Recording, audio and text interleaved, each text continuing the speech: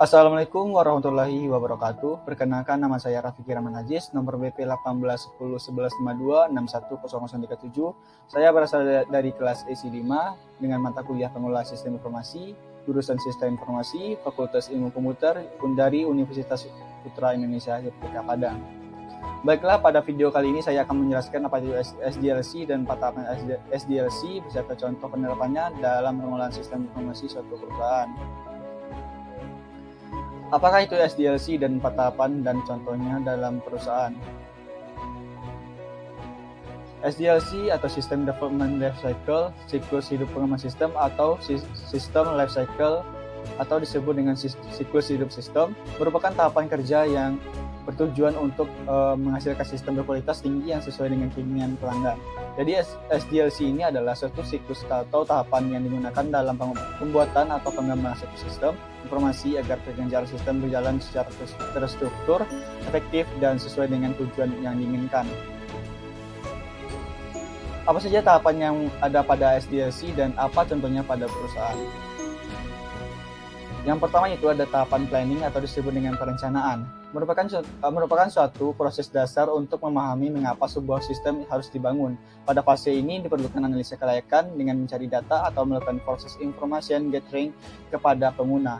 Adapun contoh penerapannya itu menentukan sasaran yang hendak dicapai dalam perusahaan, lalu menentukan apa yang hendak dibuat oleh perusahaan dan membentuk suatu tim pengembangan. Lalu yang kedua yaitu ada tahapan analisis sistem. Pada tahapan ini, sistem akan dianalisis bagaimana akan dijalankan nantinya. Hasil dari analisis berupa kelebihan dan kekurangan sistem, fungsi sistem, hingga pembaharuan yang dapat diterapkan. Contoh penerapan dalam sistem informasi di perusahaan yaitu analisa rencana proyek, yang kedua analisa estimasi proyek biaya, yang ketiga itu analisa kebutuhan dari sistem. Idealnya manajer proyek dan pengembang dapat bekerja maksimal pada tahapan analisis sistem ini. Lalu yang ketiga itu ada tahapan desain sistem.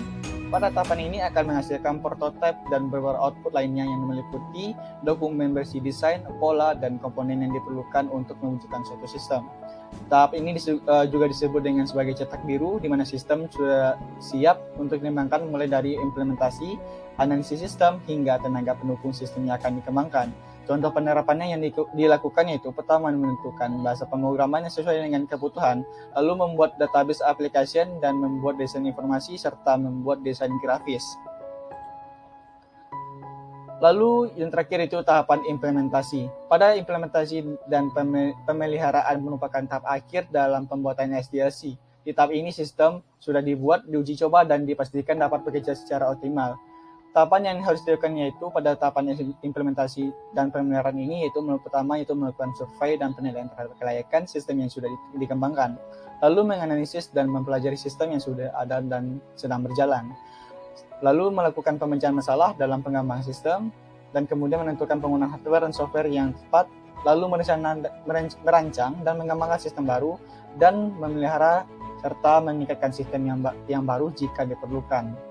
Fase ini juga sebagai tahap penyebaran, dan pada tahap ini software disebarkan telah melalui proses pelibatan beberapa petunjuk manual, tapi ini dilakukan sebelum meluncurkan software di produksi. Baiklah, sekian dari hasil presentasi saya. Apabila ada kata yang salah, mohon dimaafkan. Wabillahi taufiq wal hidayah. Wassalamualaikum warahmatullahi wabarakatuh.